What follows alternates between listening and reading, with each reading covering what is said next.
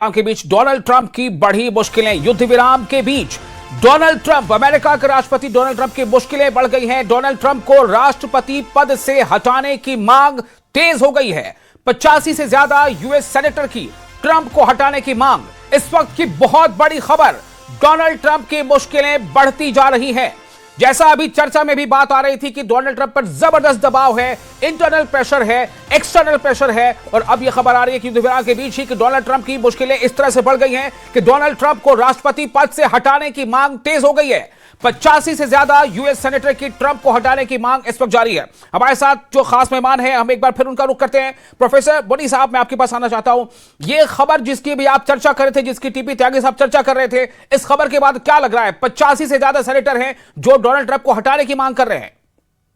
देखिए, शुरू से मांग हो रही थी। ट्रंप को उनके सामने कहा जा रहा था कि ये वॉर इलीगल है। इलीगल इसलिए है कि अमेरिका जब भी लड़ाई में जाता है तो कांग्रेस की अप्रूवल होनी चाहिए जी। ट्रंप ने यूनिलैटरली उसको डिक्लेयर किया, और इजराइल के कहने पर सिर्फ एक नेतन्याहू के टेलीफोन पर कि अभी हम जाके आयतुल्लाह को और उनके सारे कैबिनेट के लोगों को मार सकते हैं, बड़ी अच्छी अवसर है, उसका अवसर का फायदा उठाना चाहिए, वो उस लड़ाई में जुट गए। ना उन्होंने किसी से कंसल्ट किया, जो कॉन्स्टिट्यूशनल बॉडीज है अमेरिका में, तो ये डिमांड पहले से ही चल रही थी। उसके अलावा ये पहली बार उन्होंने ये टाइम लिमिट नहीं दी थी। उन्होंने चेतावनी पहली बार नहीं थी कि हम ईरान पे ये करेंगे। ये कोई तीसरी और चौथी चेतावनी है। हर बार चेतावनी देते हैं, उसके बाद में उसको एक्सटेंड करते हैं, क्योंकि वो साफ नजर आ रहा है उनको कि लड़ाई में हम इनसे जीत नहीं सकते। देखिए, एक एग्जांपल बताता हूं, जो उसको अपने एयरमैन को बचा के लाए वहां पर, और ट्रंप साहब ने कहा कि हमने बहुत बड़ा ऑपरेशन किया है। उस ऑपरेशन में अमेरिका के 4 एयरक्राफ्ट मारे गए, खत्म हो गए। उसका चर्चा नहीं किया उन्होंने, लेकिन अमेरिकी जनता जानती है। तो अमेरिकी जनता को ये साफ लग रहा है कि ट्रंप ने अपनी बेवकूफी से लड़ाई शुरू की और अब उनको मुंह की खानी पड़ी है। इसीलिए उनको हटाने की मांग चल रही है। और जैसा आपने और कर्नल साहब ने पहले कहा कि कॉन्स्टिट्यूशनल अमेंडमेंट जो 25th है, उसमें अगर वाइस प्रेसिडेंट और प्रेसिडेंट की सारी कैबिनेट के लोग ये कहें कि ये आदमी रूल करने के काबिल नहीं है, प्रेसिडेंट रूल करने के काबिल नहीं है, इनका मानसिक संतुलन बिगड़ गया, तो उनको हटाया जा सकता है, और vice president will take over at that time.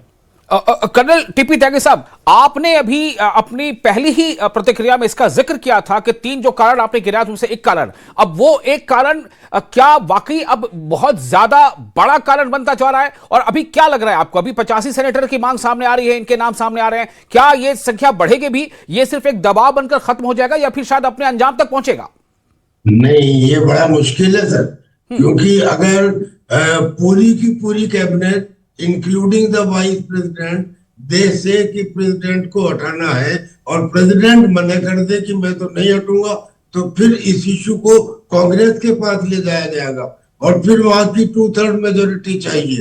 तो ये तो लंबा प्रोसेस है। दूसरी बात, बेशक चाहे 85 सेनेटर्स ने कह दिया हो, क्या ये सच नहीं है कि अमेरिका के जितने पुराने प्रेसिडेंट थे वो सब इस बात से नाराज थे कि ईरान कहता था death to America, death to Israel, शुरू से। और ये सारे पुराने प्रेसिडेंट ईरान के खिलाफ एक्शन लेना चाहते थे, मगर डरते रहे, कुछ बोलते रहे, किया कुछ नहीं। यानी कि जो जिमी कार्टर थे, उन्होंने ये कह के छुट्टी कर ली कि मैंने $8 बिलियन का फ्रीज के ईरान के एसेट फ्रीज कर दिए।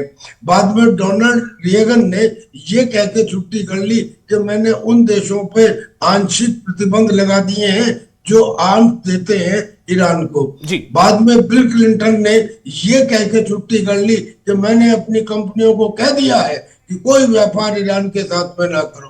बाद में जॉर्ज बुश ने ये कह के अपना पल्ला झाड़ लिया कि मैंने तो ईरान को एक्सिस ऑफ इविल, यानी कि बुराई की धुरी कह दिया है, और डिक्लेयर कर दिया है। केवल डोनाल्ड ट्रंप ऐसे व्यक्ति हैं जिन्होंने पहले कार्यकाल में सुलेमानी को मरवाया और इस कार्यकाल में करेज के साथ में ईरान के ऊपर हमला किया। देखिए, उनकी सब कमियां हैं, इडियोसिंक्रेसीज हैं, बहुत बोलते हैं, अक्सर अपने बयान बदलते हैं, मगर ये पॉइंट भी तो नहीं बोलना चाहिए कि ही इज द वन जिसने